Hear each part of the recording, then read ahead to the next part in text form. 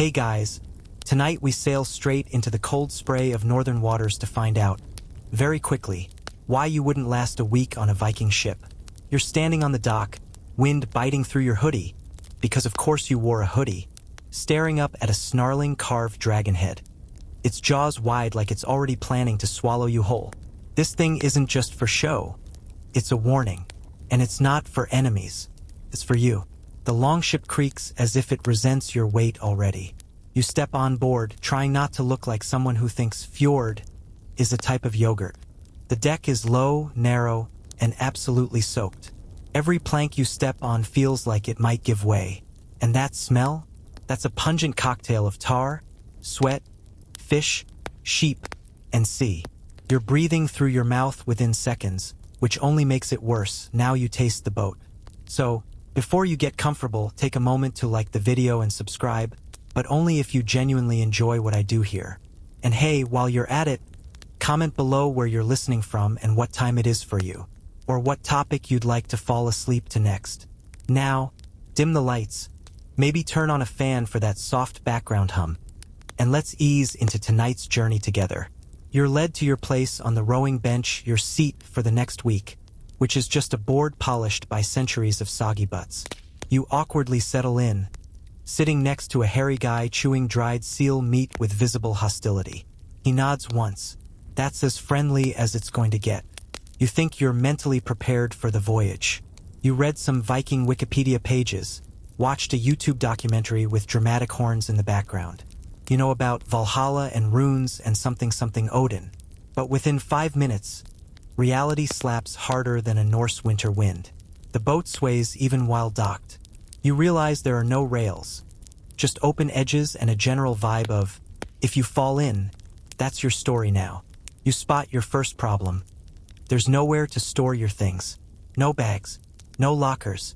One crewman has tied his personal items in an oiled leather pouch and strapped it to his thigh. Someone else is just lying on their cloak, which might double as his towel, blanket, and possibly dinner napkin. Your backpack, overstuffed with snacks, wipes, and a fully charged power bank, looks laughably modern and very, very flammable. And then it begins. The Longship jerks forward as the sail is raised and the oars hit water in unison. It's shockingly smooth for 5 seconds. Then the wind catches. A sharp snap from the sail, a spray of seawater across your face, and a dozen voices yell in a language that sounds like angry gargling. You clutch your bench as the boat lurches into open water. Your first job? Bail water. Not a ceremonial help out when you can situation. It's handed to you in a literal scoop, a hollowed-out cow horn, and you're expected to shovel seawater out of the boat while trying not to puke from the motion.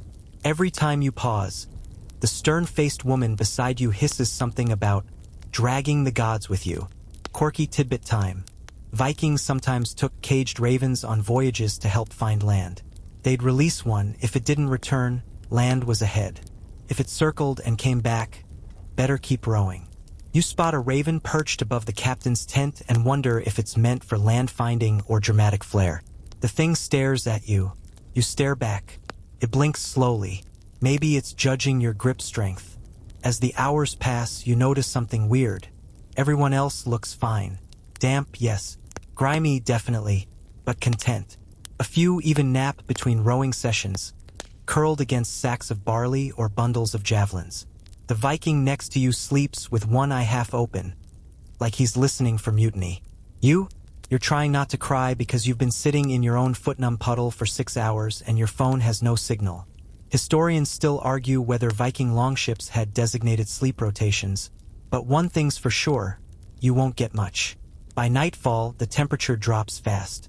The wind gets meaner. You're told to bundle up, which means throwing a damp wool blanket over your shoulders like a wet sheep hug. The crew gathers to eat. Smoked meat, sour bread, and something gray in a bowl. You accept a serving and chew slowly. Tastes like punishment. Sleep, when it comes, is theoretical. The deck is the deck. There's no below. Just you, the stars, and the rhythmic slapping of water reminding you that you're somewhere between wet and hypothermic. You lie in your cloak, shivering, trying to ignore the gnawing hunger, the screaming in your legs, and the fact that someone is snoring so violently it sounds like he's being exorcised. And yet, in the background, a flute plays. A soft, eerie melody from the bow of the ship. It's oddly calming. You close your eyes. Then someone steps on your foot. You scream. No one reacts. Maybe it was an accident. Maybe it was a message. You curl tighter. You made it one day. Barely. Morning hits you like an oar to the face. There's no rooster on a Viking ship. Just a man yelling and a different man vomiting over the side. You jolt awake, your cloak half frozen to your leg, your neck stiff, and your left arm completely dead from sleeping on it wrong. You peel yourself off the planks with all the grace of old cheese sticking to a hot pan. Someone hands you something steaming in a wooden bowl. You assume it's breakfast. You assume wrong. It's just lukewarm water with fish bits floating in it. Technically a broth, but spiritually a prank. You choke down a few mouthfuls, pretending it's soup. The crew is already alert, stretching, cleaning weapons, and arguing over something in Old Norse that sounds like it involves a stolen comb. You realize two things very quickly. First, your feet are soaked again. There is no escape from the water. It's in the seams of the wood, in the folds of your clothes, in your soul now. Second, there's no pillow. Not now. Not ever. There wasn't a pillow last night, and there definitely won't be one tonight. The best you can hope for is a folded cloak, which someone else already claimed. You glance at a pile of ropes and wonder if you could curl into them like a cat. You try it. Immediate regret. You get up. Today you're rowing again. Of course you are. Your arms protest, your shoulders ache, and you've developed the early signs of what might be a rowing-induced spiritual crisis. But there's no sympathy here. You're already part of the rhythm. When the signal is given, a low, barked command, everyone pushes together, oars slicing into the icy water like synchronized punishment. If you're even slightly offbeat, you get a swift reminder via elbow or glare. Fun fact, Viking longships could average 5 to 6 knots under oar, and double that under full sail with good wind. But those numbers mean nothing to you right now, because you're focused on not crying into your own sleeve. Your hands, by the way, are blistered. Not like, oh, this might need some ointment blistered. More like you could play connect the dots with your skin ruptures blistered. Every stroke makes you wince. The handles are rough, splintery, and suspiciously sticky. Someone says it's fish oil. You don't ask. Midday brings a change. You spot land on the horizon. A low, forested coast rising like a promise. The crew perks up. This means something. Maybe a place to stop. Maybe a place to trade. You hope for a nap. Instead, you're told to help with shore prep. That sounds like folding napkins. It's not. You spend the next hour sharpening stakes, organizing shields, and packing barrels of salted meat. Apparently, this is less of a picnic stop and more of a prepare to repel whoever lives there kind of situation. You overhear one Viking mutter the name of a rival clan. You pretend you didn't. You grab a sack and start carrying gear like you belong. The closer you get to shore, the more intense it gets. The warriors oil their beards, you're not joking, tighten their arm rings, and ready their axes. You, meanwhile, are desperately trying to unstick your tunic from your armpit without looking suspicious. By the way, historians still argue whether Viking crews assigned permanent roles or rotated jobs during voyages. What's clear is that you, personally, have been cast as the new guy. You're everyone's gopher. Someone yells for more rope, you bring it. Someone wants their boots, go fetch. One man snaps his fingers at you and points at his own foot. You hesitate. He smiles. You bring the boot. Night falls again, and you think maybe, just maybe, tonight will be a little easier. You found a slightly raised plank near the stern. Less wet, marginally warmer. You curl up, nestling into your cloak. Then the goats arrive. Yes, goats. 2 of them. Brought on board during the brief stop at shore. One of them immediately urinates beside you. The other tries to eat your hair. You sit upright for the rest of the night, wide-eyed, hugging your knees, listening to the ocean and occasional goat burp echoing across the deck. You'd ask someone if this is normal, but honestly, you already know the answer. Everything is normal here except you. As dawn creeps in, you realize something profound. Viking discomfort is layered. It's physical, sure, the blisters, the cold, the terrible soup, but it's also existential. You start to feel like you don't belong. And not in a cute fish-out-of-water rom-com way. In a your soul is soft and they know it kind of way. And yet, somehow, you've made it to day 2. That's more than most would manage. The wind picks up. The sail is hoisted again. Your partner grunts something and hands you a strip of dried meat. You chew it. It's salty and aggressively chewy. But it doesn't taste like fish eyes, so you consider it a win. Your bench creaks beneath you as the ship glides forward. You grip the oar. You row. Because what choice do you have? It's barely sunrise and you're already soaked again. The cold hits different today, like it's trying to slap you awake with frozen kelp fingers. The Longship slices through the water at a steady pace, but the wind has a meaner edge, and your cloak, which dried to a stiff crunch overnight, now flaps like a wet flag. You tug it tighter around you. It doesn't help. Someone offers you breakfast. This time it's half a smoked fish, still staring at you, tucked into a hunk of dense bread that could double as a blunt weapon. You take it gratefully. At this point, taste is irrelevant. Texture is pain. Nutrition is hope. You're told you've earned a break from rowing. That sounds nice until you realize break doesn't mean lounging in a hammock with grapes. It means hauling buckets of seawater to rinse down the deck, refolding sails, and helping rub bear fat on the hull to waterproof it. Because yes, they used bear fat. You smear it on with frozen hands, wondering if your ancestors ever did anything this wildly inconvenient. Here's a fun historical fact to distract you. Viking ships weren't just war machines, they were social lifelines. A longship was where deals were struck, alliances made, poems sung, and enemies plotted against. It was also where people got seasick and tried not to cry in front of their enemies. Speaking of seasick, it begins with a weird flutter in your stomach, which you try to ignore. But the sea has plans. The waves rise, the wind surges, and suddenly you're clinging to the side of the ship, dry heaving over the edge while a crewman slaps your back like you're both bonding and being punished. "You'll get your sea legs," he shouts. You try to answer, but instead you spit foam and regret into the North Atlantic. Historians still argue whether Vikings saw seasickness as weakness or just part of the trial. Either way, no one comforts you. No one coddles you. The best you get is a slightly less aggressive slap the second time around. Once the nausea subsides, you're allowed to sit. Not rest, just sit. You take a spot near the bow and watch as the horizon bounces with every wave. It's hypnotic. You zone out for a bit, losing time in the rhythm of the ship and the low groan of the hull.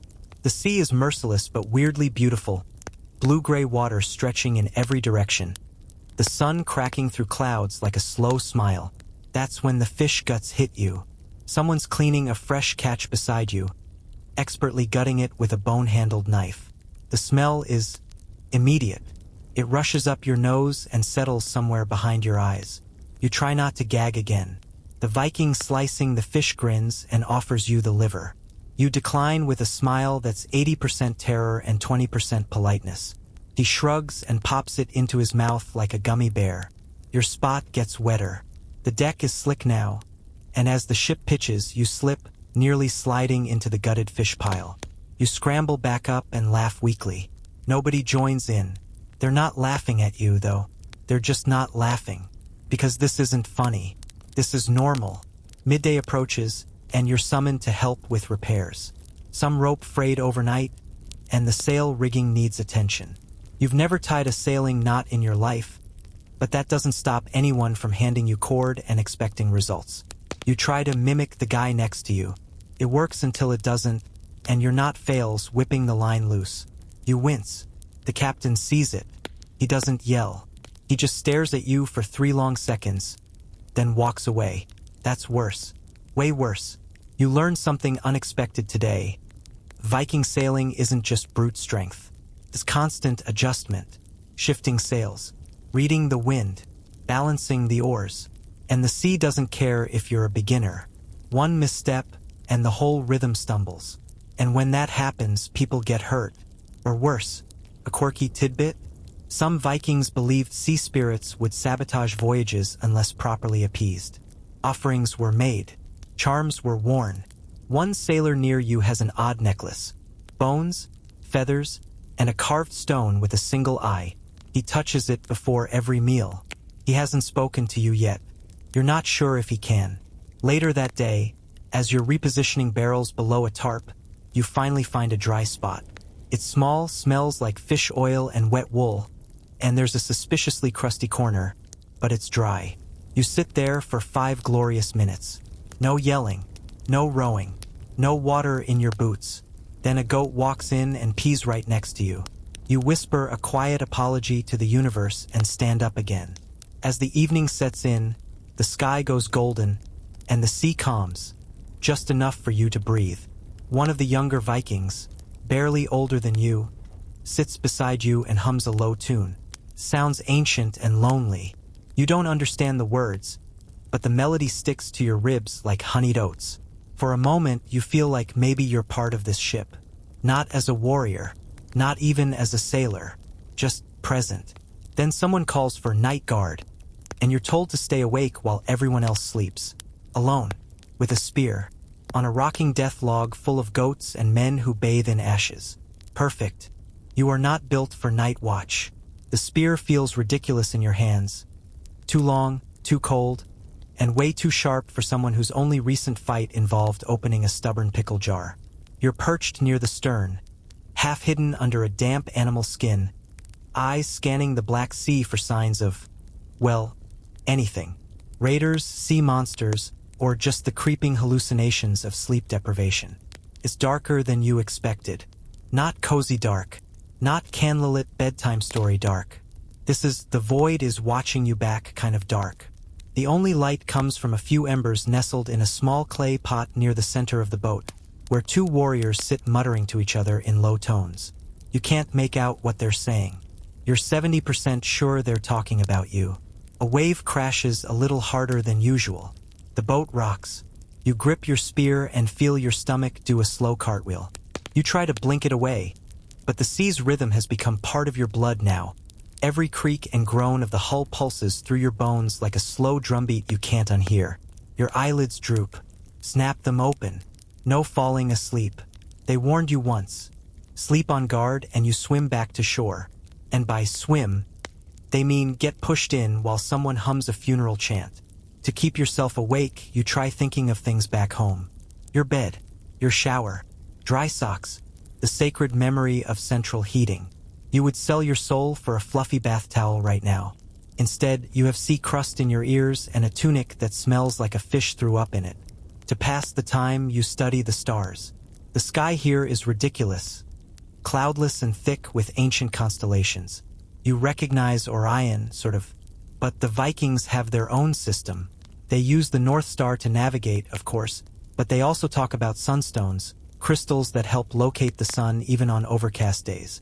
Historians still argue whether these stones were truly real navigational tools or more myth than method. But right now, if someone offered you a magic rock to make this night go faster, you'd grab it with both hands and maybe kiss it. A few hours pass, or maybe it's minutes. Time is nothing out here. Suddenly, the boat shifts. Everyone's up in seconds. There's shouting, quick, low orders. You panic. Your brain screams, pirates? Or whale attack? Or some Viking prank to test your bravery. But no. One of the oars slipped loose, and the crew scrambles to retrieve it before it drifts. You leap up to help, immediately tripping over your own foot and nearly spearing yourself in the thigh. You recover, grab the oar's handle and haul it in. Someone grunts approval. Maybe. Crisis averted. Kind of. You return to your post, now shivering worse than ever. Not from fear, just cold.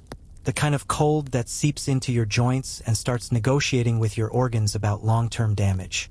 You stomp your feet, rub your hands, and try not to cry quietly into the wind. Eventually, your replacement arrives. A broad-shouldered woman with a scar on her cheek and a voice like gravel dipped in honey. She gives you a nod, possibly of thanks, possibly of mockery, and you crawl back to your plank like a half-drowned possum. Your bed is no better than before, but exhaustion outweighs discomfort now. You curl up, muscles twitching, mind reeling. You've been up for close to 24 hours, maybe more, and the line between sleep and waking has gone blurry. You finally drift off, only to be awakened by a goat standing on your stomach. Welcome to Viking life. By morning, the wind has shifted again, and the sea turns moody. Swells rise higher. Rain spits in icy little daggers. The sail groans and flexes as the crew adjusts course. You're handed an oar again, like a prisoner being reminded who's in charge. You row. Your back screams. Your hands, already blistered, now start to crack. Your core muscles? You didn't even know you had these ones. They all hurt. Quirky tidbit of the day. Vikings used honey not just as food, but as medicine and alcohol. Mead was sacred, a fermented honey wine consumed in rituals and celebrations. One crewman near you has a skin full of it. He takes a swig and offers you a sip. You hesitate, then drink. It burns like dragon breath, but leaves a warm glow in your throat. For about 5 minutes, you almost feel okay. Then it starts raining harder. You're soaked again. Of course you are. The sail is brought down to prevent damage. Now it's all rowing all the time. The rhythm is brutal. Stroke, pull, breathe. Stroke, pull, breathe. The sea slaps back with every effort. You become a machine, sore, salty, miserable. And then land. Not home. Not even civilization. Just a rocky outcrop where the crew decides to stop. You all wade ashore through waist-deep surf. Your legs feel like pudding. The beach is sharp with stones, your feet protest with every step. But you don't care, because for the first time in days you're on land. Glorious, unmoving, unslippery land. You collapse face down and kiss a rock. Someone laughs. Someone else steps over you. You don't move. As the crew sets up a small fire pit and begins preparing dried meat and flatbread, you sit cross-legged, dripping and pathetic, trying to remember why you thought this would be cool. You thought you were signing up for adventure. Glory. Vikings are cool, right? Leather, axes, long beards and all that? Instead, you got trench foot and public goat shaming. You take a bite of bread and chew in silence. You're 3 days in. For, if you count the onboarding trauma, only 6 more to go. Your 4th morning begins with a scream. Not yours, though you're not far behind. One of the younger crew members found a crab in his boot, and he's currently hopping around like someone lit his foot on fire. The others watch him without much sympathy. One tosses him a knife. You don't ask whether it's for the crab or the foot. You're sore in places you didn't even know could be sore. Your spine feels like someone tried to braid it. Your thighs are on strike. Your hands are no longer hands. They're gnarled lobster claws of cracked skin, salt, and silent suffering. You try stretching. You pop something in your neck. It echoes. You get breakfast. Same deal. Fish that's more bone than meat, bread that could dent a helmet, and a cup of something warm, brown, and indescribable. You drink it anyway. Tastes like burnt hay and betrayal. Back on the ship, you resume your role as a human engine. Row, row, row. Your dreams of glory have boiled down to the rhythm of or against water and the slow unraveling of your will to live. Today's task? Repair work again. The sail tore in last night's wind, so you're handed a needle the size of your forearm and some coarse thread made of what feels like goat hair and bad intentions. You sit awkwardly with 2 others, patching the canvas with hands that feel like they've been sanded down to bone. You jab yourself only twice, which you consider a personal victory. Here's a mainstream historical fact to distract your aching muscles. Viking sails were often made of wool, soaked in fish oil and red ochre to make them water-resistant and bug-resistant. That earthy red sail color you've seen in movies? Not just aesthetic. It was practical, though it made everything smell vaguely like a haunted seafood shack. After sail duty, you're granted what they optimistically call personal time. You use it to clean yourself, if scrubbing with a handful of coarse sand and seawater counts. You manage to remove approximately 1 layer of grime and replace it with slightly more organized grime. Progress. As you scrape barnacles off your skin and contemplate your life choices, you remember something from back home. Hot showers, towels, lotion, soap that smells like cucumbers instead of kelp death. A goat walks by and sneezes on you. You stop reminiscing. Quirky tidbit of the day? Vikings used communal sweat baths like primitive saunas sometimes dug into the earth and heated with stones. But you're far from any village now, and the only heat source here is the passive aggression from your crewmates. Midday brings tension. Something's wrong with the wind. The crew murmurs, eyes squinting skyward. A hush falls. The captain points toward a low bank of clouds forming on the horizon. Storm. You're immediately put to work battening down everything. You tie knots. You move cargo. You wedge barrels into crevices. One particularly surly man ties himself to a post and then naps, muttering, "Just in case." The wind hits within the hour. It doesn't start as a storm. It becomes one. The sea rises and churns like it's trying to spit the ship back onto land. Water lashes at you from all directions, above, below, sideways. The sails half lowered, flapping wildly like it's trying to escape. You're bailing water with a bowl again, which now feels like fighting a house fire with a spoon. Your soaked cloak clings to your body like a needy ex. Your feet slide. Your eyes sting. The cold drills straight through your skin and into your teeth. You scream something. No one hears. Everyone's screaming something. The storm goes on for hours, or maybe days. Time dissolves. You become a small, shivering organism with a bucket and a prayer. You're convinced the sea wants to eat you personally. You slip, smash your elbow against the hull, and keep going. Somewhere in the chaos, you see the captain standing at the prow, unmoved by the storm, cloak snapping in the wind, hair plastered to his face like a Norse Poseidon. You hate how cool he looks. You look like a soggy pancake. Historians still debate whether Vikings had formal storm survival rituals. Some say they offered blood to Thor, others say they just braced and rode harder. You suspect the truth is both, depending on how dramatic the crew felt that day. Finally, the storm breaks. The sea exhales. The sky lightens. The crew slumps in exhaustion. You collapse, curled around a coil of rope, every joint screaming. Your body feels like it went 10 rounds with an angry glacier. Someone passes around a shared skin of mead.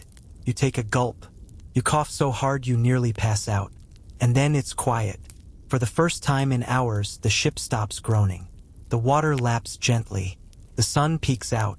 And just when you think maybe you've earned a peaceful night, they bring out the training axes. "Time to prepare for landfall," says someone cheerfully, handing you a blunt blade and pointing at a wooden dummy strapped to the mast. You blink at them. They expect you to fight. Right now, after all that, you lift the axe. It weighs approximately the same as your despair. You swing. You miss. Someone politely suggests you aim for the dummy, not the goat. You try again, and again. Eventually, you land a solid hit. You feel something stir in your chest. Is that pride? Strength? A Viking spirit awakening within you? Nope. It's a pulled muscle in your lower back. You groan and fall over. The crew laughs, but one man pats your shoulder. "Not bad," he says. "You'll take it." Because after 4 days on a Viking ship, any kindness feels like a feast. You wake up to chanting. Low, rhythmic, almost melodic. If you weren't so exhausted, you might think it was beautiful. But you're not well rested. You're soaked again, shivering, curled like a raisin beneath a damp tarp, and your lower back is still rebelling from last night's heroic axe swing. The chanting isn't for fun. It's for the gods. Today is a ritual day. You overhear murmurs of Thor, Freyr, and Jord, names you kind of recognize from pop culture, but now they're being spoken like old, demanding relatives who must be fed before the voyage continues. At the center of the deck, a circle of Vikings are gathered. A carved idol sits in the middle, weathered wood, goat horns, and bits of cloth tied around it like offerings. The crew adds bones, bread, fish heads, even a single gleaming coin. You're told to participate. You offer a button from your cloak. It's all you've got. Someone raises an eyebrow but says nothing. Mainstream historical fact of the day. Viking crews often honored gods of the sea and sky with small rituals before dangerous legs of the journey. Jord, in particular, was believed to calm the waters and bring favorable winds. Offerings could be symbolic or gruesomely literal. Yes, sometimes involving blood, though today seems more low budget. After the ritual, you're pulled aside for combat drills. You thought you'd earned a day off. That was adorable. You're handed a round shield and a wooden sword. A grizzled woman with arms like tree trunks shows you the basics. Hold your shield close, don't expose your ribs, aim for the neck, but don't get cocky. She demonstrates by knocking the wind out of a man twice your size. He thanks her for it. You face off with a younger Viking who looks about your age but has eyes like he's already lived 4 lives and burned 3 villages. You raise your shield. He charges. You immediately drop the sword and flinch. You lose. You go again. This time you stay upright. 3rd time you even land a hit right on his knee. He grunts. Approves. Your lungs burn. Your arms tremble. You sit afterward, dizzy and proud. Someone throws you a chunk of smoked meat. You eat it like it's the reward for a dragon slaying. Quirky fact: Vikings sometimes carried lucky charms into battle. Carved runes, small hammers, even bones of ancestors. You spot one man who has a tiny carved ship lashed to his belt. When asked, he says it's from his brother's first voyage. He taps it before every training match. That night, the wind changes. Fast. The sky darkens in an hour. The sail goes up. Voices rise. You're moving again. Only this time fast. The longship cuts through the water like an arrow. Oars lifted. Wind screaming through the sail. The entire vessel leans slightly left. You cling to your bench and realize something crucial. If this thing flips, no one's swimming anywhere. You're told to brace. You ask how. The only answer is a grunt. Waves hit hard. The boat jumps. People bark commands, hauling rope, adjusting tension. The mast creaks like it's debating whether to betray you. Water slams over the sides, soaking you instantly. Again, you bail without being told. You're learning. Historians still debate just how seaworthy Viking longships were in open ocean. Some say they were miracle vessels, flexible, fast, impossible to sink. Others argue they were best for coasts and rivers, and that open sea travel was borderline insane. You are now firmly in the borderline insane camp. You see nothing but gray sky and gray sea. The horizon has vanished. The sail flaps violently. The wind screams louder than any voice, and you have a moment, just a breath, where you think, I'm going to die out here in a damp cloak with a goat staring at me. And then, miraculously, it eases.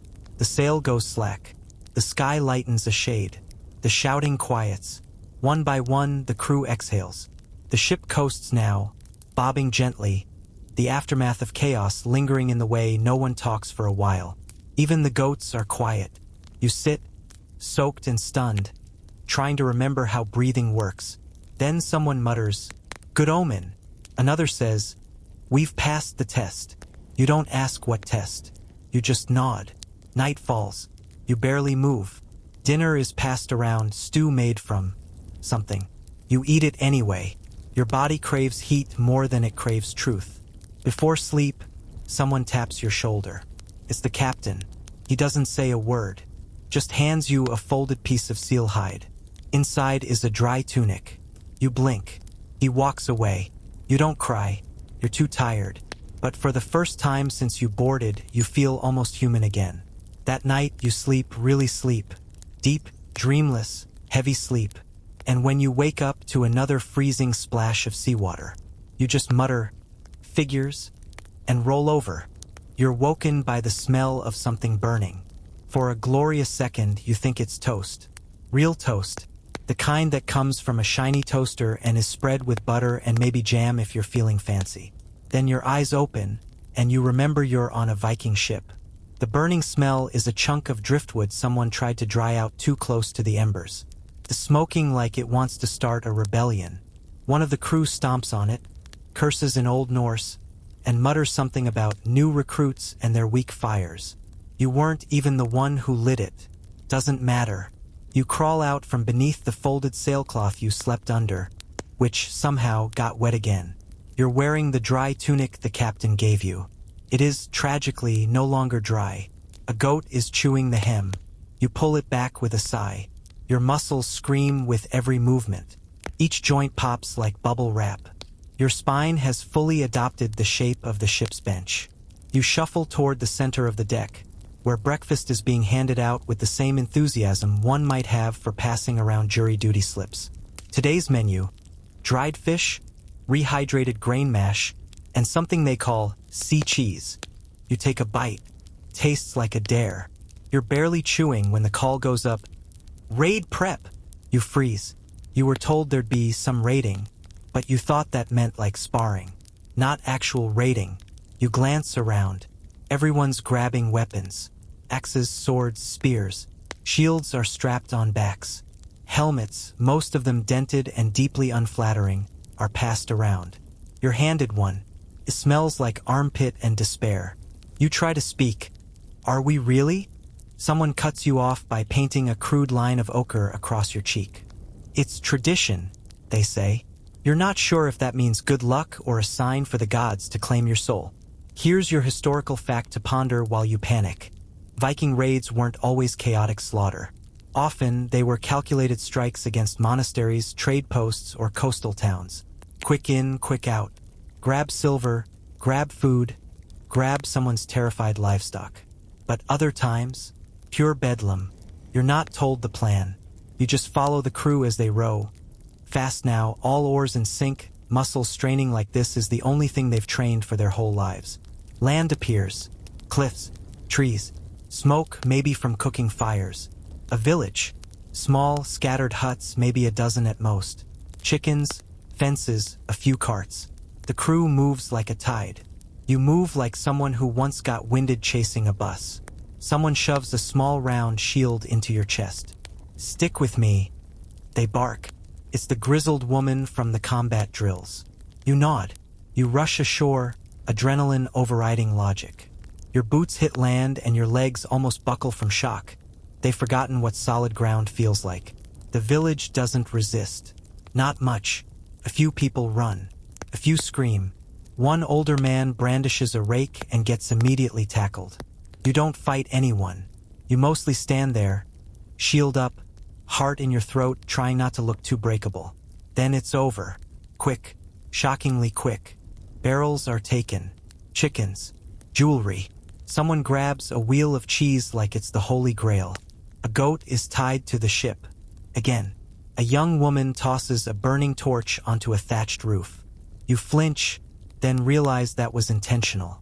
Historians still argue whether every Viking raid ended in flames or if that part's a bit exaggerated. What's clear is that fire sends a message. Whether it's a tactic or a performance, it says, "We were here, and you weren't ready." You head back to the ship.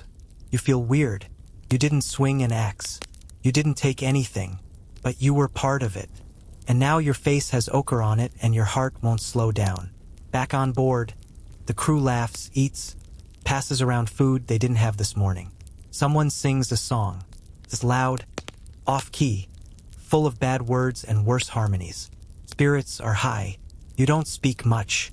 You sit near the front, watching the village disappear behind you. Smoke curls into the sky. You feel it, heat still on your cheeks, even from this distance. You finally understand what they meant about glory, and how it never really feels the way you thought it would. Someone offers you a swig of mead. You take it. Quirky tidbit of the day. Some Viking raiders believed in battle luck, a kind of spiritual momentum that followed successful warriors and ships. A few of the older crewmen carve new runes into the mast after every raid. You watch one scratch what looks like a crooked sun symbol beside a cluster of older ones. He whispers something to it, then taps it twice for luck. That night, you don't sleep much. The boat sways gently. The stars blink overhead. But your brain replays the raid like a broken music box. No music, just images. The rake guy, the burning roof, the silence afterward. You curl up, holding your borrowed shield like a security blanket. Tomorrow you'll row again. Tomorrow it's back to the sea. But tonight, you stare at the stars and wonder if this is what becoming a Viking feels like. Or if it's just what it feels like to be too tired to care anymore. You start your 5th full day with a limp. Your left leg, specifically, has decided it's done. It folds awkwardly when you try to stand like a poorly built IKEA chair. No one says anything. Limping is normal. Pain is background noise now. Just another texture in the endless, soggy tapestry of Viking ship life. You shuffle to your rowing bench, where the oar waits like an unpaid debt. You slide into place, trying not to groan too audibly. The guy next to you, the one with the braid that's definitely just for intimidation, gives you a nod. That's practically affection. As the ship pushes off, the rhythm resumes. Stroke, pull, breathe, stroke, pull, breathe. You fall into it like muscle memory, like autopilot. You still hurt, but you've reached that level of fatigue where the pain blends into the background, like the creaking wood or the distant sound of someone aggressively eating jerky. Then someone sneezes, and for some reason that derails everything. The sneeze is huge, titanic. It echoes across the ship like a warning bell. A man 3 rows ahead visibly flinches. Someone else mutters something about cursed winds. You don't understand, until someone explains. He sneezed 3 times. That's bad luck. Here's your quirky tidbit for today. In Norse superstition, certain numbers and bodily functions were considered omens. 3 sneezes in a row, ill fate, could mean a storm, a raid gone wrong, or that someone on board would fall overboard. You glance at the man who sneezed. He's now clutching a small pendant and whispering what sounds like an apology to the sky. A goat bleats. The boat creaks. Everyone rows a little harder. You don't ask questions anymore. The wind picks up around noon. Not in a dramatic, thunderous way, just steady and mean. The kind that slaps your cheeks and whispers, "I'm not done with you yet." The sea turns choppier. Not a storm, but close. You brace instinctively. Others just adjust their footing and keep working. Here's a fun historical fact to pass the time. Viking longships were so flexible that they could bend and twist slightly with the movement of the water. It's part of what made them so fast and surprisingly resilient. But the downside? You feel every single wave, like you're rowing inside a giant, angry accordion. Suddenly, the ship lurches. Someone yells. Not a storm, not pirates, whales. A pod of them, massive, rolling shapes rising from the sea just meters away. Their backs glisten like polished stone, and their spouts spray mist into the air like geysers. It should be majestic. You just try not to fall overboard. The ship slows, not out of fear, out of respect. The whales swim alongside for minutes, maybe more. One rises close enough that you could reach out and touch it. You don't. You're too stunned. It looks at you. You think. It's hard to tell with whales. The moment passes. The crew watches silently. Even the loud ones. Historians still argue whether Vikings revered whales as omens, food sources, or gods in disguise. Some say certain tribes believed great sea beasts carried the souls of drowned warriors. Others say they were just meat with fins. Either way, no one disturbs them. When the pod drifts away, the rowing resumes, quieter this time. You row all afternoon. Your blisters reopen.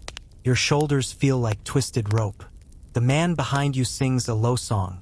You can't understand the words, but the tune is slow and mournful, catches in your throat. You row to the rhythm. That night, you drop onto the deck like a sack of regret. You don't care where you sleep. You find a dry patch the size of a pizza box and claim it like land in a gold rush. A goat tries to share it. You hiss. It backs off. You win this round. Dinner is sparse. Dried peas. A bit of meat.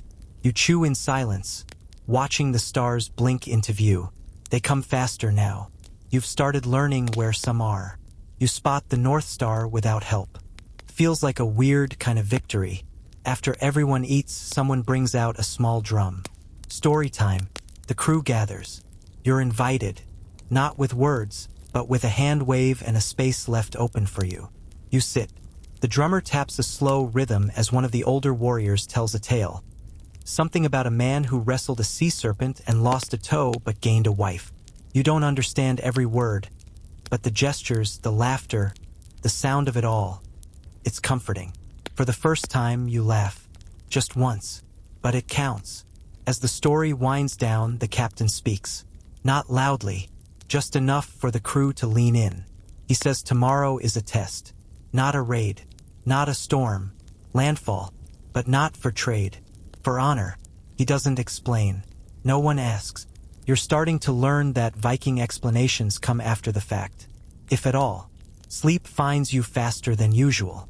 And for the first time, the sea rocks you gently.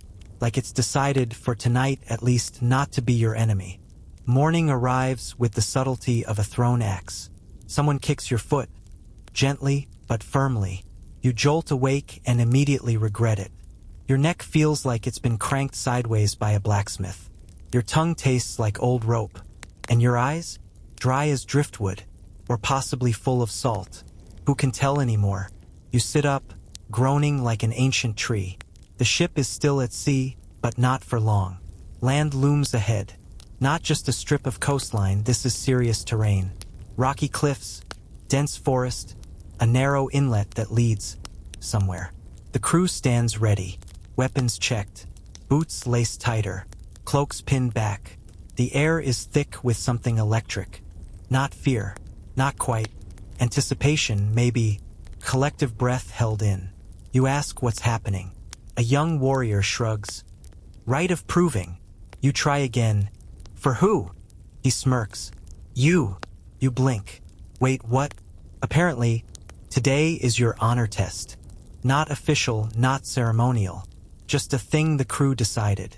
You've survived over a week aboard the ship. Longer than some ever did. And now they want to see what you're really made of. No pressure.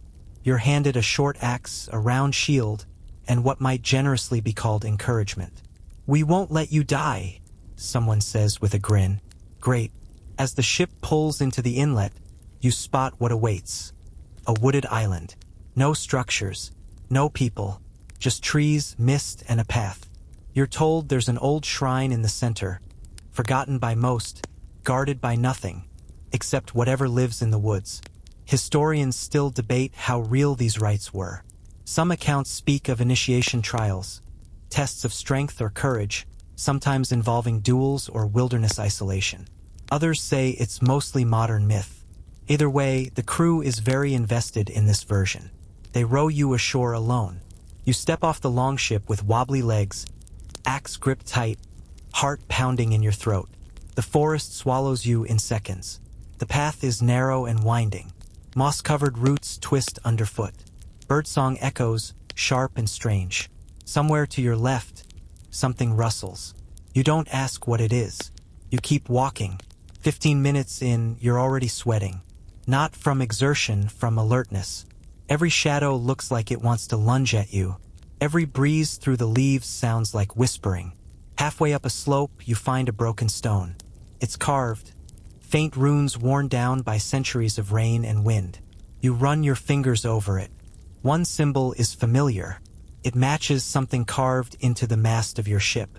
A chill runs through you. Further in, the forest opens up to a clearing. In the center, a small stone altar, barely waist-high, covered in moss, wrapped in silence. You step forward and place your hand on it. Nothing happens. And then you hear it. Crunch. Behind you, you spin, axe raised. It's not a beast. It's one of the crew, the young warrior with the quiet smirk. He raises a wooden sword. Time to prove it. No ceremony. No countdown. He lunges. You block instinctively. Axe meets wood with a jarring crack. He spins fast, faster than you expect, and taps your shoulder. Dead, you swear. He laughs. Again. You go again. And again. He lets you land a hit. Then he lands too. You lose count. Your arms burn. Your legs stumble. But you don't fall. Eventually, he steps back and nods. You'll live. You don't know if it's praise or prediction. You walk back together. When the Longship appears through the trees, the crew cheers. It's not loud or dramatic. Just a low whoop of approval. You climb aboard, aching and victorious in the smallest, sleepiest way. Someone hands you a carved drinking horn filled with warm ale. You down it in one go. You choke a little. You don't even care. Here's your historical fact to sip on. Viking crews prized bravery, yes, but also resilience. The ability to endure discomfort, confusion, and uncertainty with a kind of grim grace. You think maybe that's what today was really about. Not killing something. Not fighting perfectly. Just not giving up. As the ship pulls away from the shore, the wind fills the sail like a blessing. The sea is calmer today. You sit by the bow, exhausted but upright, watching the island vanish behind you. You smell like smoke, moss, and crusted fish fat. But the axe on your belt feels like it belongs there now.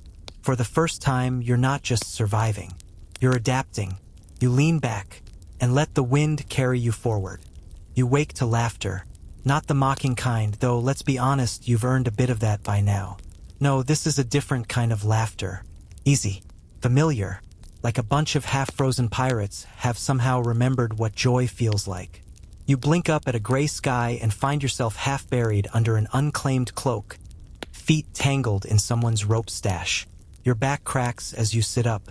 You've officially reached a point where that cracking noise is both terrifying and satisfying. The ship bobs gently in calm waters. For once, the sea is not trying to murder you. The crew is gathered near the center deck, passing around something. You limp over and find out it's fermented shark meat. Yes, that kind. The legendary Icelandic delicacy known as hakarl. Even the Vikings prepare themselves before eating it. One man says a prayer. Another mutters what might be a threat. A woman bites in, chews thoughtfully, and tears well up, not from emotion, but from chemical warfare. You're offered a cube. It's squishy. It smells like someone pickled a gym sock in regret. You consider politely declining. Then again, you survived a forest fight yesterday. You pop it in. You don't die, but something inside you does. You chew, swallow, nod bravely. They cheer. Someone hands you a cup of ale like it's a medal of honor. You've never earned a beverage more in your life. Here's your quirky tidbit of the day. While hakarl is more modern than the classic Viking diet, they did ferment foods when necessary, especially fish. Preservation was life. If it didn't rot, it got eaten.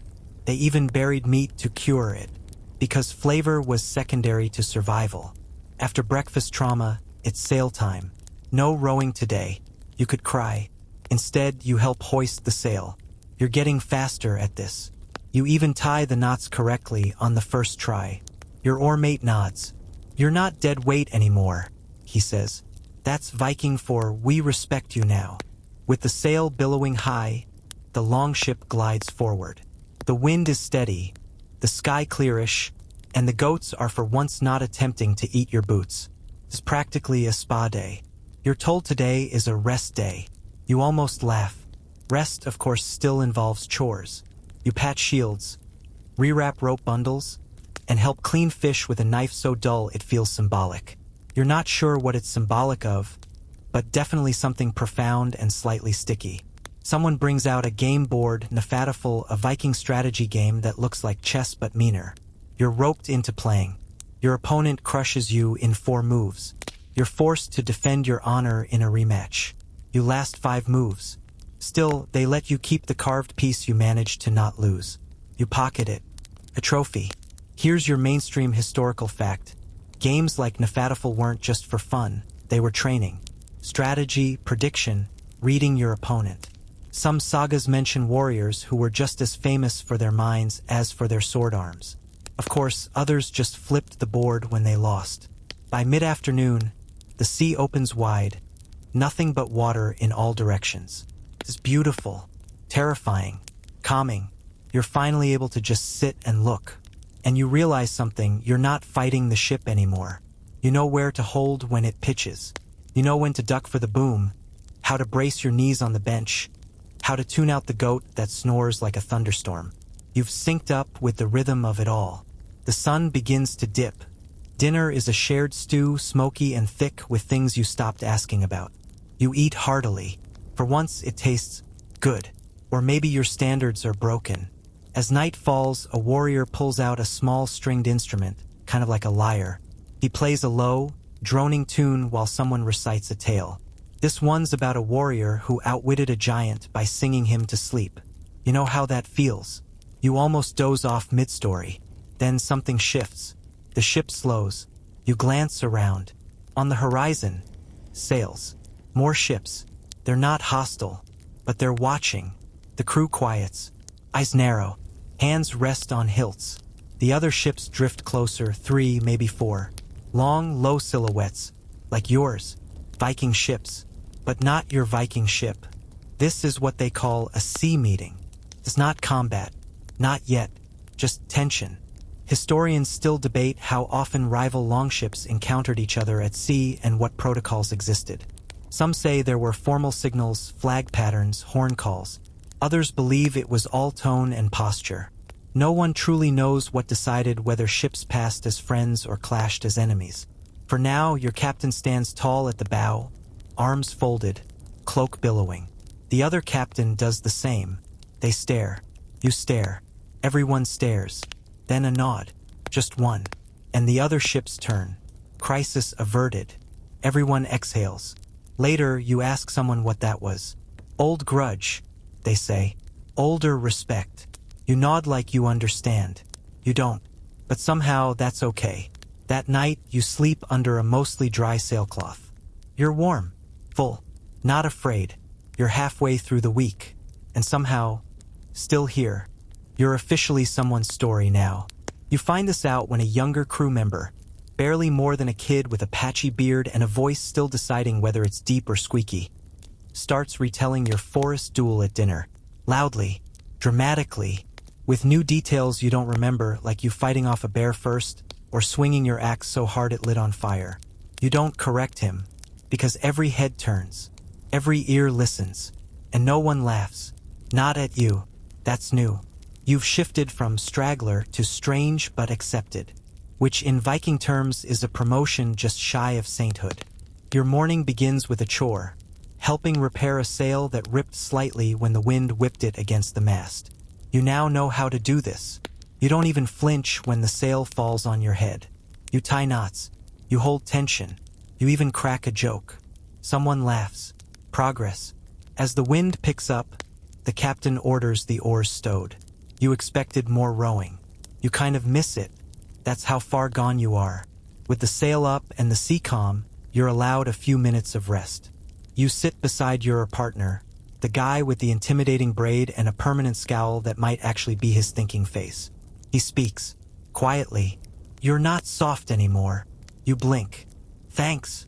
It's good, he says, and offers a dried apple slice. You take it like it's sacred. Here's your mainstream historical fact for the day. Vikings weren't just warriors. They were farmers, traders, and surprisingly advanced shipbuilders. Dried fruit, smoked fish, preserved grain, they packed smart. Long voyages like this were made possible by salty, chewy, highly unappetizing science. Later that morning, you spot something in the water. Floating debris, bits of a broken hull, a snapped mast, an empty shield drifting upside down. No bodies, just the leftovers of a bad story. The crew grows quiet. One of the elders mutters a name. Maybe a person. Maybe a ship. Someone says, "No fire." The implication, the ship went down. But not in battle. Maybe a storm. Maybe sabotage. Historians still argue about how Vikings treated the dead lost at sea. Some sagas claim they were considered chosen by the gods, claimed directly by the deep. Others imply a kind of shame in dying without a fight. Either way, there's no ceremony here, just silence. You all sail on. Afternoon brings drills. Yes, again. Today it's shield formations, Skjoldborg, the legendary shield wall. You've seen the movies. You thought you knew. But it's not just standing in a line and looking fierce. It's timing, breathing together, moving as one creature with dozens of arms and one shared spine. You get shouted at a lot, mostly for stepping on someone's foot, or shielding the wrong direction, or blinking. Eventually it clicks. The line holds. You press forward. You hold. And in that moment, sweaty and bruised and full of stale bread, you feel invincible. Quirky tidbit? Vikings sometimes named their shields, like ships, or pets. You hear one man whisper "Grim Beater" as he checks the rim of his shield for cracks. Another carves a tiny rune into his after every battle. He has 8. Evening brings rain. Light, persistent, irritating. Not enough to panic. Just enough to soak everything again. You sit under your sailcloth, legs pulled to your chest, watching droplets form tiny rivers across the deck. Someone next to you tries to cook fish over a small pan. Sizzles once, then goes cold. He tosses it to the goat. The goat declines. That's how bad it is. Dinner becomes dried meat again. You chew without complaint. You've stopped dreaming of modern food. You'd kill for a potato, maybe even half a potato. Raw. After dinner, a girl no older than 15 stands up with a bone flute and plays a tune that makes half the crew stare into space like they're hearing ghosts. You close your eyes. The music's high and thin, cutting through the wet air like smoke from a tiny fire. It winds around your brain, slows your thoughts. You think about home. You realize you haven't in a while.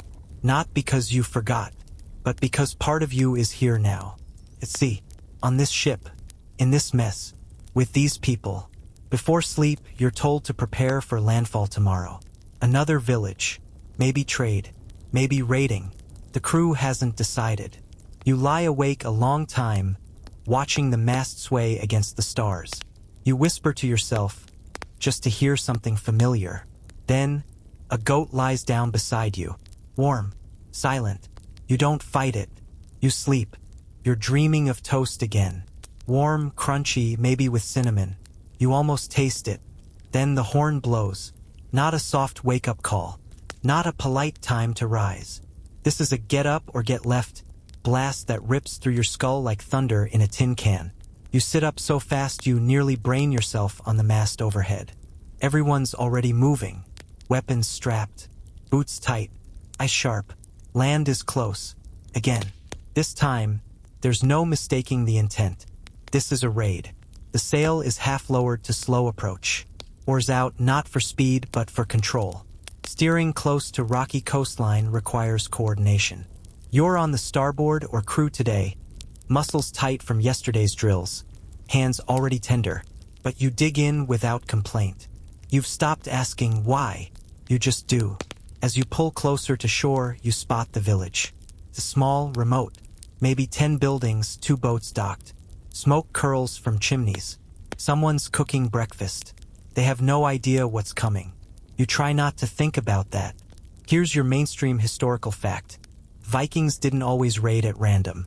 They picked targets carefully, places unlikely to fight back, often monasteries or undefended trading posts. In early raids, surprise was everything. Wealth wasn't just gold, it was livestock, food, and tools. They didn't pillage for chaos. They pillaged for winter. The beach hits fast. Your boots hit sand. You're in the middle pack, not leading, not dragging. Axe in hand. Shield strapped. Breath caught somewhere in your throat. You move as one. The village sees you. A few run. A few shout. A man with a hayfork stands in front of a door. No war drums. No epic speeches. Just movement. The warriors fan out. One kicks open a door. Another climbs a ladder. You follow a group toward a stone house, heart hammering like it's trying to escape through your ribs. You don't fight. Not directly. You stand outside, shield raised, part of the wall, part of the system. Your job is to cover the entry, watch the path, keep an eye on the woods. It sounds small, feels huge. Inside, you hear shouting. Then nothing. Then footsteps. The crew emerges with sacks. Grain, tools, iron nails, a box of dried apples. One man has a wooden carving tucked under his arm. You don't ask what it is. A woman walks by you carrying a child. She doesn't look at you. You stare at the ground. A goat tries to follow you back to the ship. Of course it does. You return to the beach. There's no celebration. This one wasn't glorious. Just necessary. Quirky tidbit. Some Viking raiders spared villages if they were paid Danegeld. A kind of, please don't burn our stuff tax. Whole towns arranged payments in advance. Better to lose silver than lose everything. But this place? Too small. No silver to offer. Just silence. The ship is loaded. You push off. The oars dig deep. The village fades. No fire this time. That was a decision. Someone says mercy. Someone else says waste of good fuel. You sit near the stern and peel an apple slice. Tastes of ash and salt. Back at sea, the crew relaxes. Weapons are cleaned. Boots are unlaced. A few men start mending nets, laughing like it's just another Tuesday. You sit with the grizzled woman again. She checks her sword, then looks over at you. You did your part. You nod. You think too much. You don't argue. You'll live longer if you don't, she adds, then slaps her sword back into its sheath like punctuation. That night, no stories. Just silence. Not uncomfortable. Just quiet. The kind of quiet that comes after effort. After choice.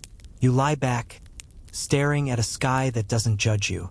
You wonder how many raids are in a Viking's life.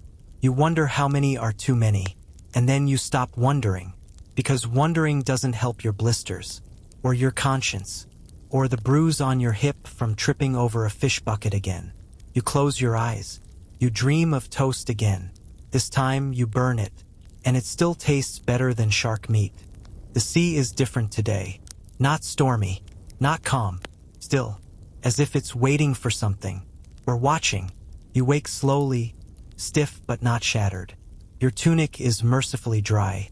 Your boots less so. But at this point you consider that a win. The sky overhead is a pale, washed-out blue. No birds. No breeze. Just the Longship floating quietly on water that reflects the sky like glass. No one is speaking. Even the goats are subdued. The captain stands at the bow motionless. You recognize the mood now. It's not silence for rest. It's silence for something. Eventually, someone explains. A funeral. One of the older crew members passed in the night. Not in battle. Not in glory. Just didn't wake up. He was quiet, they say. A good rower. Had seen 10 winters at sea. Had a family once. Or maybe he didn't. No one's sure. That's not what they talk about. What matters is now. Preparation begins. A pyre is built directly on the deck. Low, flat, tied down with ropes and sandbags. His weapons are placed at his side. A small bag of earth from home, no idea how they even have that, goes under his head. Someone places his drinking horn beside him, filled with something strong. Here's your mainstream historical fact. Viking burials weren't one size fits all. Some were burned. Some were buried. Some were set adrift in boats. The wealthy got ships and treasure. The rest? A quiet fire, some whispered words, and a sea that doesn't ask for details. You're handed a torch.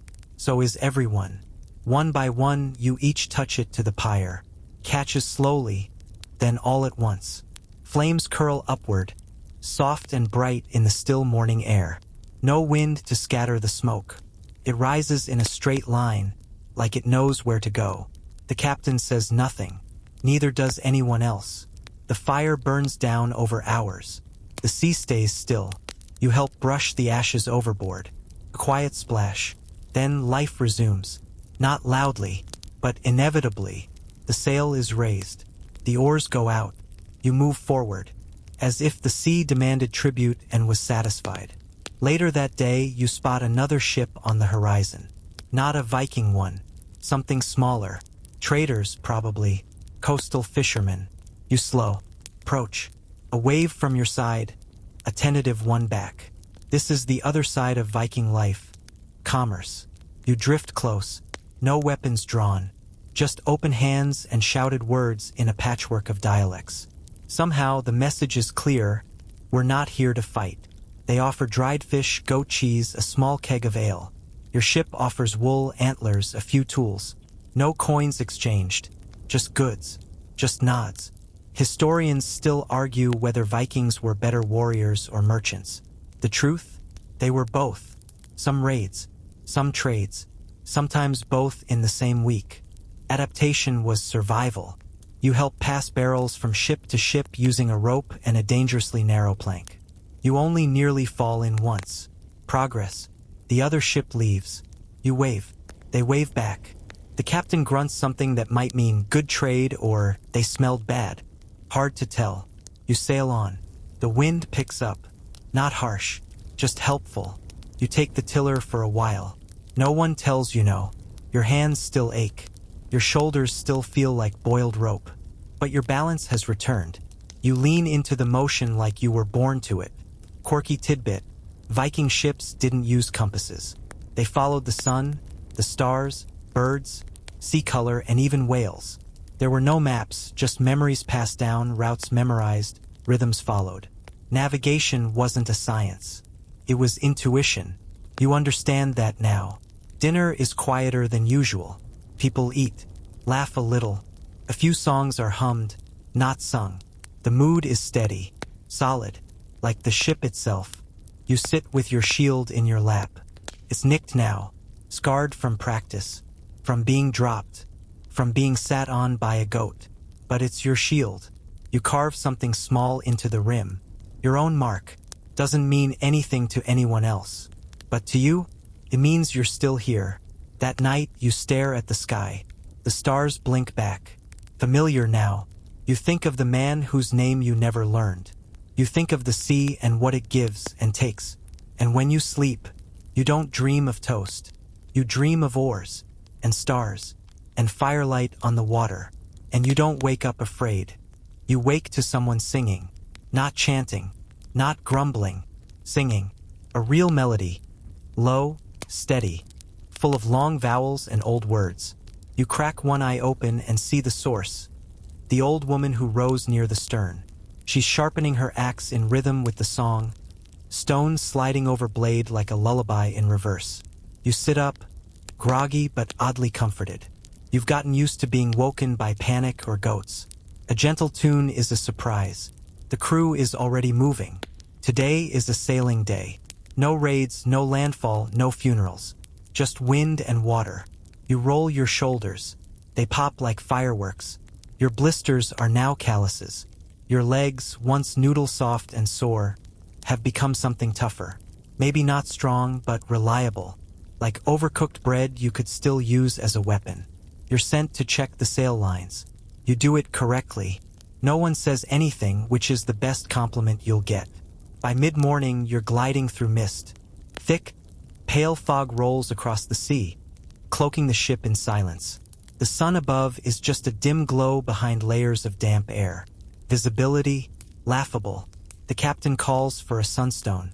You actually get to see one. It's not glowing or magical. Not like the legends say. Just a cloudy crystal, flat cut, held up to the light. He tilts it slowly, searching. Then he nods and gestures. That way. Mainstream historical fact. Vikings may have used sunstones, Iceland spar, or similar crystals to find the sun's position even on cloudy days. It's still debated, but archaeological finds support the possibility.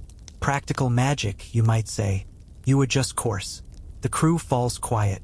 Fog does that. Sound doesn't carry. Jokes feel wrong. Everyone moves slowly, listening harder, like the mist might whisper secrets. Then, through the fog, bells. Faint, metallic, distant. No one says anything at first. Then the captain growls. Monastery. That single word charges the air. Weapons are checked. Cloaks tightened. Shields positioned. You've never seen them move faster. You're trying not to panic. Because you've read about monastery raids. You've seen the movies, the documentaries. You know what happened when Norse ships appeared through the mist like ghosts. The monks would hear bells and chanting, and then the world would end. And now, somehow, you're part of that ending. You row silently, approaching through the fog like a shark with 30 legs. The mist thins. A coastline emerges. White stone buildings, small towers, narrow paths. Quiet. Too quiet. No guards. No walls. Just bells. Calling the monks to prayer. They never hear you coming. The captain raises a hand, then lowers it. The crew surges. You stay in the boat. Not frozen, just choosing. You grip your shield, heart pounding, watching the warriors leap over the sides like wolves off leash. Screams follow. You close your eyes. Not out of cowardice, but because there's nothing left to see that you'll ever want to remember. You don't leave the ship, and no one tells you to. Quirky fact. Some Viking raiders carried iron keys taken from monasteries, not as trophies but as tools. Monks locked their storage rooms, their crypts, their treasures. But Vikings learned. Fast. A man boards the ship later with a ring of such keys. You don't ask where he found them. The raid lasts less than an hour. The crew returns. Muddy, bleeding, triumphant. Some carry silver. Others scrolls or goblets or small statues of saints. A few carry food. A few don't speak at all. You help pack supplies into the hull. You do your job. No one comments on you staying behind. One man passes you, gripping a golden cross in one hand and a bloodied sleeve in the other. He looks at you, shrugs. Not your kind of day. You nod. Later, as the ship pulls away, the mist returns like a curtain falling after a scene ends. The monastery disappears behind it, like it was never there. Dinner is celebratory. Loud. Spilled drink, roasted meat, bad songs sung worse. You sit apart. Not excluded. Just apart. You polish your shield. You eat your stew. You smile when someone tosses you a bit of baked bread that somehow survived intact. But something inside you has shifted. You don't feel ashamed. You don't feel proud either. You just feel awake. Like something about this day cut a clean line through your thoughts. You're no longer just trying to survive the Viking ship. You're trying to survive yourself on the Viking ship. That night, someone places a small object beside you. It's a carved figure. A woman holding a hammer. Thor's mother, maybe, or just someone's personal charm. You look up. The old woman from the stern nods once, then lies down. You hold the figure in your hand. Rough wood, worn edges.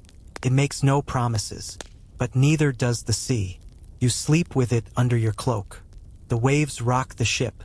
The sky doesn't ask questions. And for the first time, you don't answer any either. You're beginning to notice the quiet things. The way the mast creaks when the ship turns slightly east. The rhythm of the goats' hooves when they pace at dawn. The sound of the sea slapping the hull, soft, steady, like a heartbeat you've learned to live beside. And how no one asks where you were during the monastery raid. That part matters. Not because they've forgotten, but because they've accepted.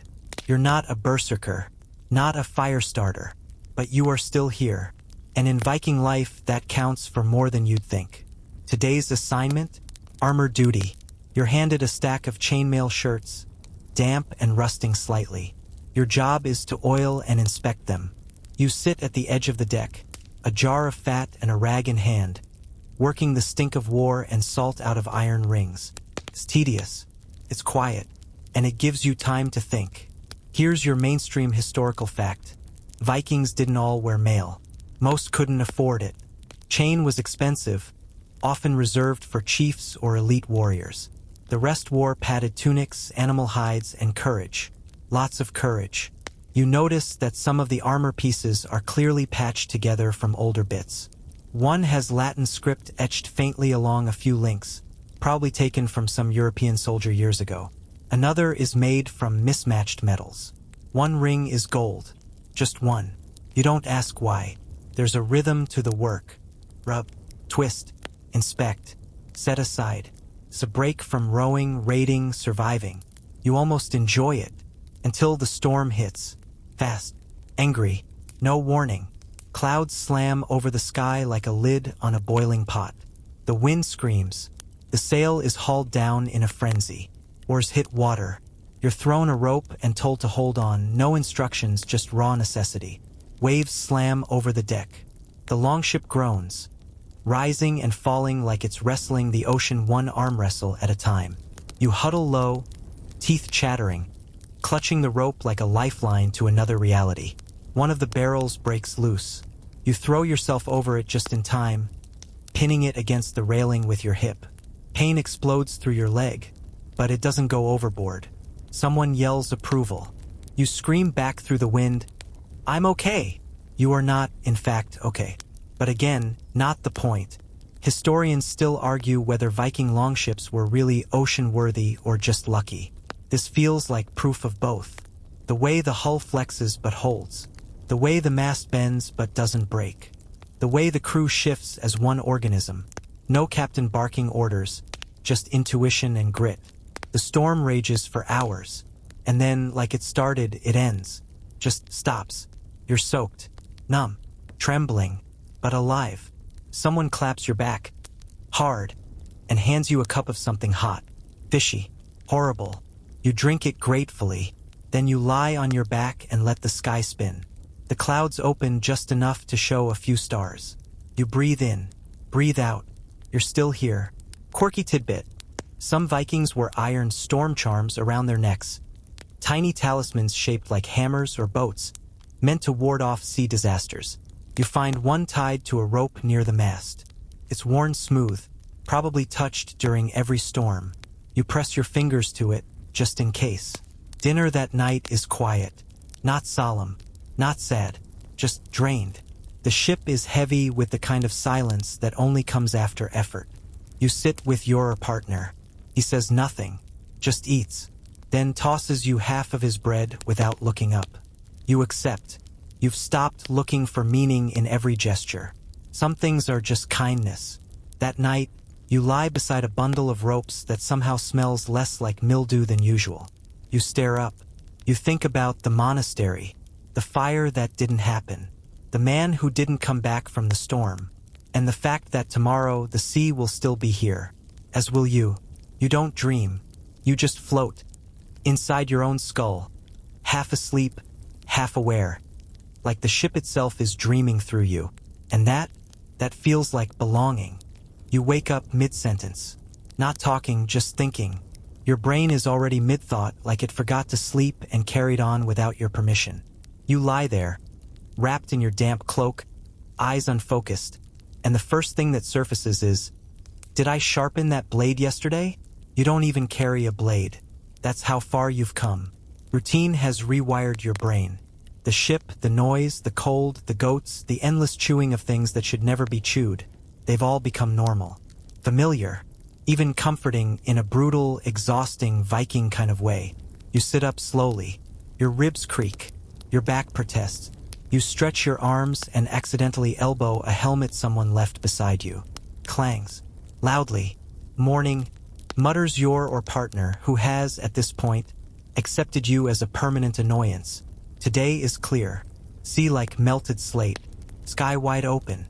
Wind gentle. A gift. And today they're letting you lead. Not everything, of course. No one's handing you the compass that doesn't exist or asking for a motivational speech. But you're assigned to direct the rowing tempo for the port side, which means the crew will literally be following your lead. This is terrifying. You sit in the front of the row, drum in hand. It's a carved wooden bowl, struck with a bone mallet. It doesn't sound like much, but to a longship, it's law. Every stroke follows the beat. You start slow. The crew watches, listens. Thump, thump, thump. Oars enter the water in sync. The ship responds. You pick up the pace. The prow slices cleaner. Wind joins in. You're doing it. You're running the ship. Mainstream historical fact. Viking ships had designated rhythm keepers, sometimes with drums, sometimes with chant. Consistency was survival. One misstep, one mistimed stroke, and the whole system cracked. But today, you're solid. By midday, your hands hurt, your arms throb, and your ears ring from bones striking wood. But no one yells. No one corrects you. And when someone passes you water, they say, "Good tempo." You beam like a proud drum goblin. Later, you're assigned cooking duty. Don't get excited. It's dried fish, dried peas, and whatever the goat knocked over this morning, which appears to be a crate of herbs and a questionable jar of fat. You boil it in a metal pot strapped to a bracket near the center mast. Someone hands you a sliver of garlic. You drop it in with a flourish. Gourmet. The stew is edible, which means a triumph. You serve it with pride. No one spits it out. One guy even says, "Better than bark bread," which is apparently a real dish, made from tree bark. You pretend to be flattered and not mildly alarmed. Quirky tidbit of the day. Vikings often foraged during voyages, seaweed, wild onions, seabird eggs. If it didn't kill you immediately, it was dinner. Some ships even carried chickens. Yours has goats, who eat everything, including once a spare sandal. After lunch, you help rewrap one of the sails. A tear from the last storm was stitched but not reinforced. You now know how to loop, knot, and tie like you were born doing it. You're not the fastest, but you're right. The crew notices. Not loudly, just nods. Quiet approval. The kind that means more than words. Afternoon brings practice sparring. You partner with the woman who once knocked a man flat with her elbow. She lets you hold your ground this time. even lets you land a hit. A real one. You're pretty sure she's proud of you. You're also pretty sure she could still snap your arm like a twig. But you're learning. Historians still argue how formal Viking combat training was. Some claim there were set drills, repeated daily. Others say skill came from experience and instinct. You suspect it's a mix. And a whole lot of bruises. Evening settles in. Gold light, long shadows. The ship slows. The anchor stone, yes, it's literally a carved stone, is dropped near a sheltered cove. Tonight is for rest. And stories.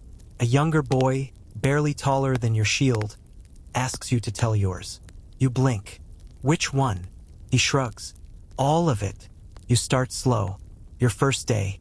The blisters. The fish eyes. The storm. The monastery. The goats. You get laughs. Real ones.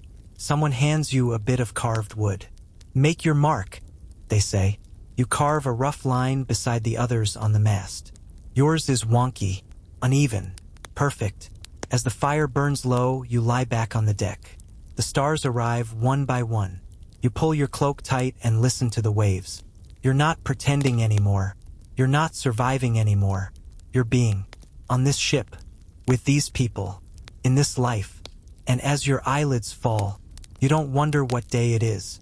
Because now, that doesn't matter. You awaken before anyone calls for you. No horn, no yelling, no accidental goat trampling. Just the gentle roll of the ship beneath your body and the soft lapping of waves against the hull. You sit up slowly, cloak stiff with salt and wind-dried crust, and look around. The world is tinted silver. Dawn. It's quiet. You stand, stretch, and walk to the bow. No one stops you anymore. You lean against the carved dragon head. Its mouth frozen mid-roar. It's chipped, weathered, and stained by years of storms, but somehow still intimidating. Kind of like the captain. You feel the ship move beneath your feet. Not just physically, spiritually. There's a rhythm to it you hadn't noticed before. A heartbeat, a pulse. You feel it now in your legs, your spine, your breath. You're part of it. You realize you've stopped thinking like a passenger. Today, you're told you reach your waypoint. No one explains what that means. Just waypoint. Like it's obvious. You row without being asked. You help raise the sail. You even instruct one of the new crewmates, newer than you somehow, on how to tie the side rigging. He listens. That surprises you more than it should. Here's your mainstream historical fact. Viking voyages often included waypoints, places they'd stop for supplies, repair, or to trade.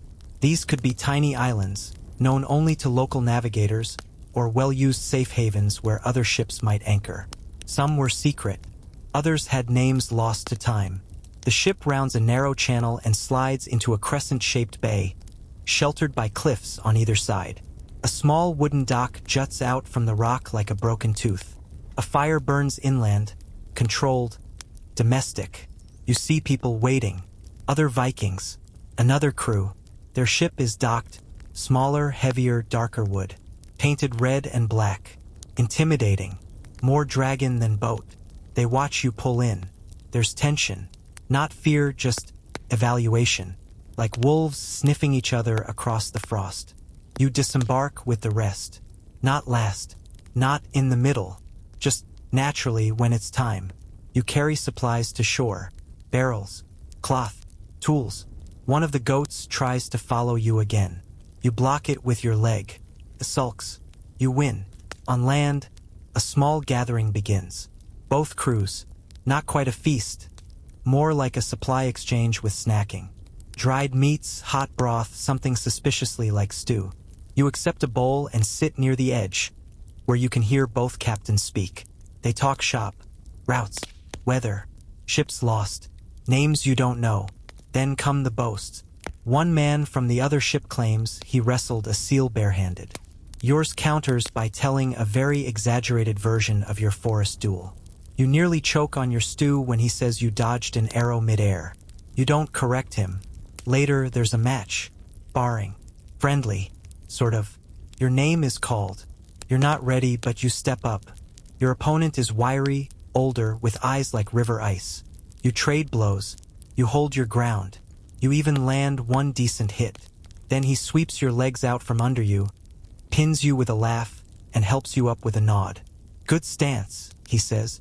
You beam like a toddler who tied their shoes. Quirky tidbit of the day.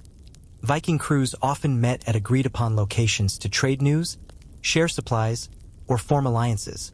These gatherings were as much social glue as they were logistical necessity. Some feuds ended here. Some began. That night, both crews camp near the beach. Someone lights a large fire. Someone else pulls out a set of bone dice. You're pulled into the game. You lose everything you don't have, including dignity, but you laugh doing it. Someone sings. A woman from the other crew. Her voice is low, smooth, wrapping around you like wool in winter. The language is unfamiliar, but the story is clear. A sailor who fell in love with the sea and forgot to go home. When she finishes, no one claps. They just sit there, quiet, staring into the fire. You get it. When you lie down that night, it's on sand, not wood. The earth feels weird beneath you, too still. You roll over, tuck your cloak tighter, and feel the figure in your pocket, the carved charm from days ago. You hold it loosely, like an anchor for your thoughts. You fall asleep to firelight flickering through your eyelids and the distant sound of the tide whispering secrets.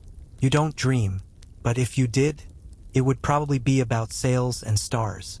The ground betrayed you. You wake up feeling worse than you did on the ship, which is saying something considering that ship regularly tried to kill you. Sand, you now know, is a lie. It looks soft, feels gritty, and somehow manages to sneak into places that haven't seen daylight since your pre-Viking life. You sit up, brushing grit from your ears, your eyebrows, and how did it get in your mouth?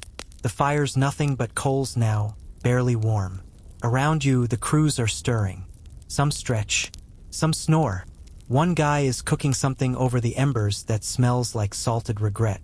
You miss the boat. That hits you harder than you expect.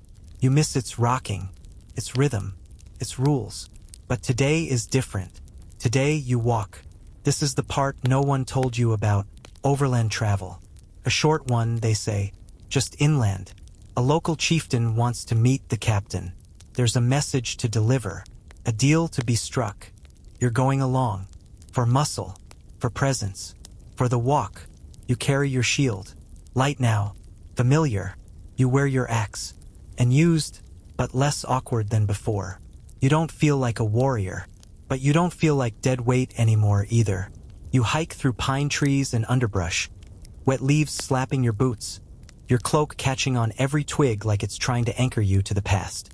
The old woman from your crew walks beside you. You're quieter now, she says. Maybe I'm listening more. She grins. Then you're finally learning. Here's your historical fact. Vikings weren't just seafarers. They were also messengers, diplomats, and traders. Inland travel was common, especially in Scandinavia's fjords, where inland settlements were often more important than coastlines. Viking power wasn't just built on axes, it was built on alliances. The walk is long, muddy, cold. You cross streams, climb slopes, trudge through a patch of ground so boggy your boot makes a sound you will never forget. By midday, you arrive. The village is ringed with a low wall and topped with wooden stakes. Smoke drifts from turf-roofed houses. A man in a heavy fur cloak stands waiting, arms crossed, face unreadable. The captain steps forward. They talk. You don't understand most of it. Names, ships, silver, a nod, a hand clasp, another nod. You're handed a bundle of supplies, salt, honey, cloth, and told to wait. While the leaders talk business, you sit with a few locals. One of them offers you a bowl of something hot. It's thick, peppery, and suspiciously lumpy. You eat it anyway. You're rewarded with a mug of warm ale. You smile. One of the kids pokes your shield, then your axe, then your arm. You flex. He runs away giggling. Victory. Quirky tidbit. Viking warriors were often celebrities to inland communities. Symbols of danger, adventure, and wild stories. Some would embellish their tales. Others stayed silent, letting the scars do the talking. Later, you're pulled aside. One of the village women, older, sharp-eyed, points to your belt. The mark, she says, indicating the small rune you carved. You nod. She nods back. She doesn't ask what it means. She just acknowledges it. You realize then, you don't owe explanations to anyone anymore. You've lived it. On the way back, you walk faster. Not because of urgency, because it feels right. You rejoin the ship that evening. The dock is wet with tide. The sails flap lightly. You step aboard and feel the planks greet your feet like an old friend. You're handed a bowl of food. You're handed a hammer to fix the loose oarlock. You're handed trust, and you didn't even have to ask. That night, the stars blink brighter than they have in days. The sea is glass again. Your hands are cracked. Your shoulders are sore. But your heartbeat is steady. It's not survival anymore. It's identity. And as you lie back beneath the half-raised sail, listening to the gentle slap of waves, you feel it settle inside you. You belong here, not forever, but for now. You wake to singing again. Not the low, lonesome kind from before. This is louder, rougher. A chant that builds from a hum into something sharp and rhythmic like a forge hammer striking iron.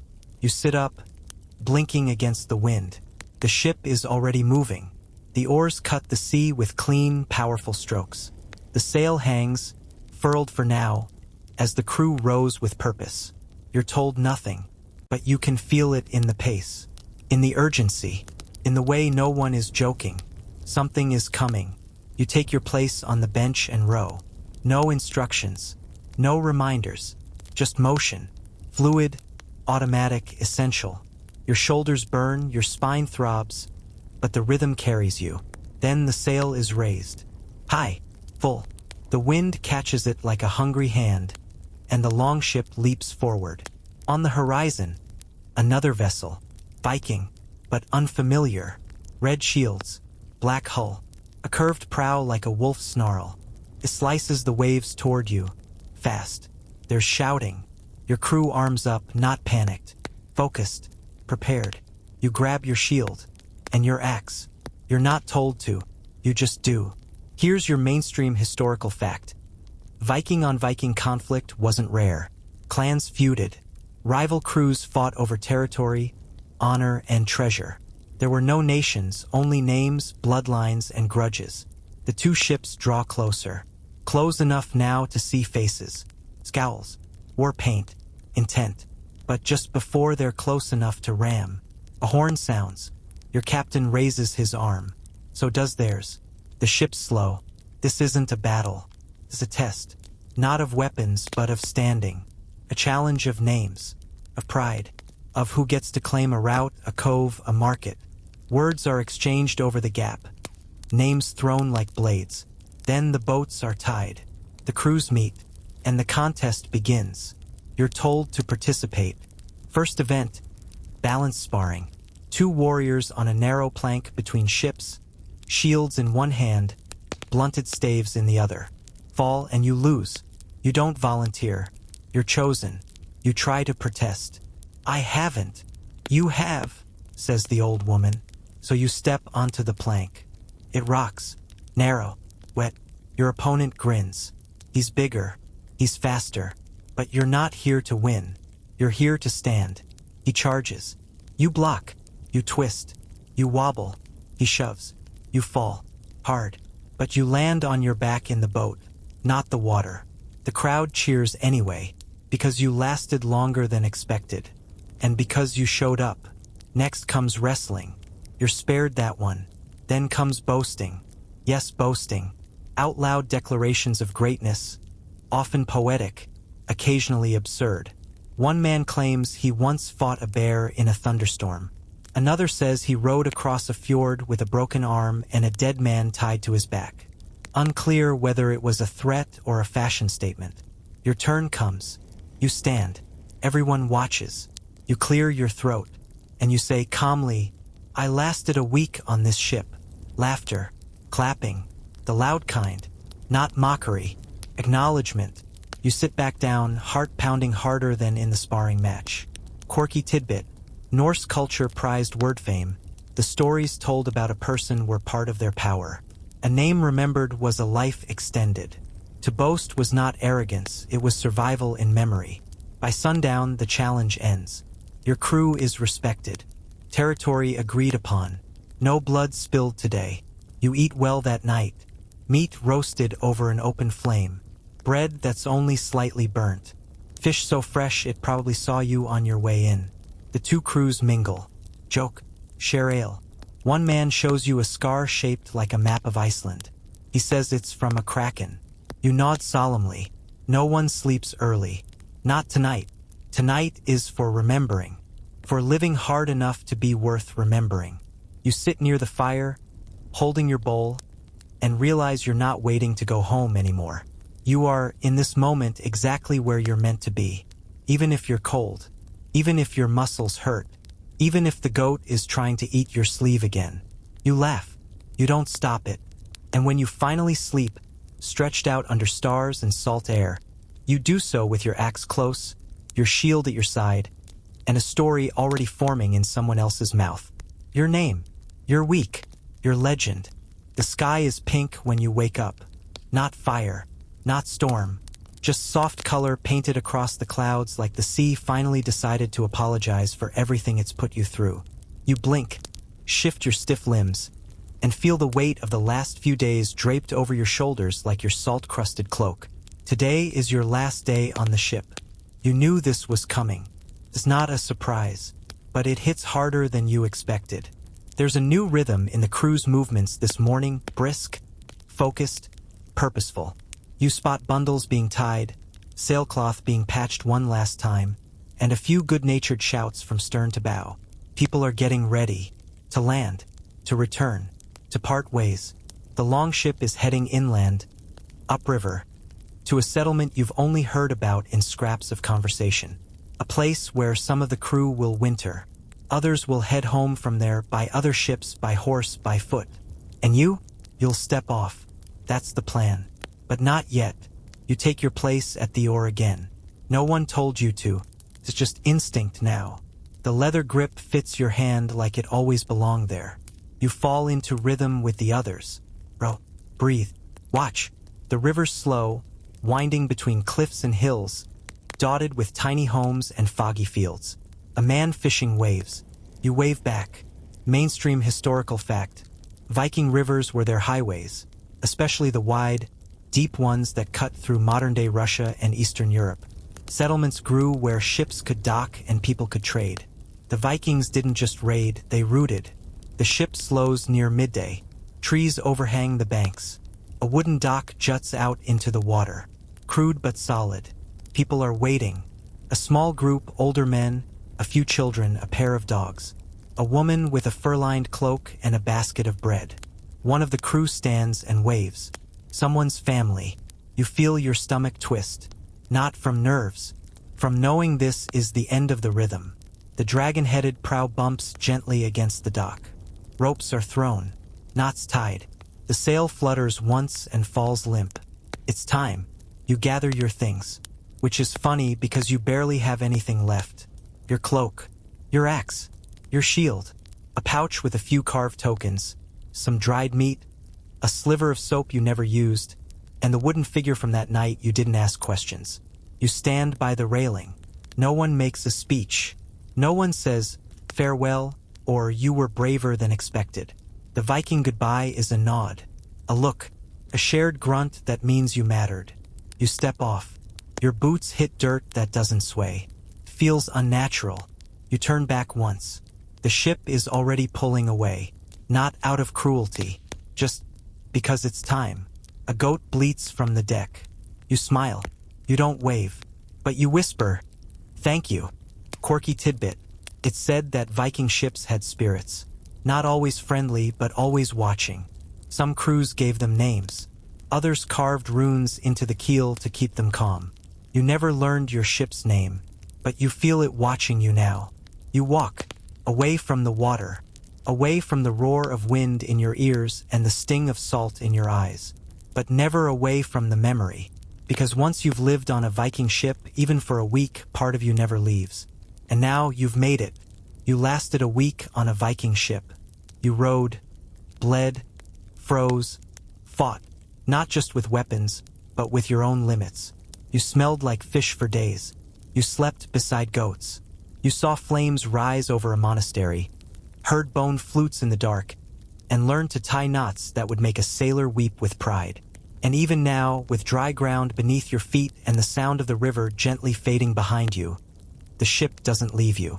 It rocks somewhere deep in your bones. That rhythm, the pull of the oar, the snap of the sail, the chant of the crew, becomes part of your sleep. A phantom tide you'll always carry, and that's okay. You don't have to hold onto the hardship. You don't have to relive the cold or the ache or the silence after fire. You can keep the pride, the endurance, the story, because you did it. You didn't just survive, you adapted. You became something else out there on that ship. Maybe not a Viking, but something a little stronger, a little quieter, a little more still. So now, let your breath slow. Feel your chest rise and fall. Let your shoulders loosen. You're back now, safe, dry. And the stars are just stars again. The sea is far behind you, and the night is gentle.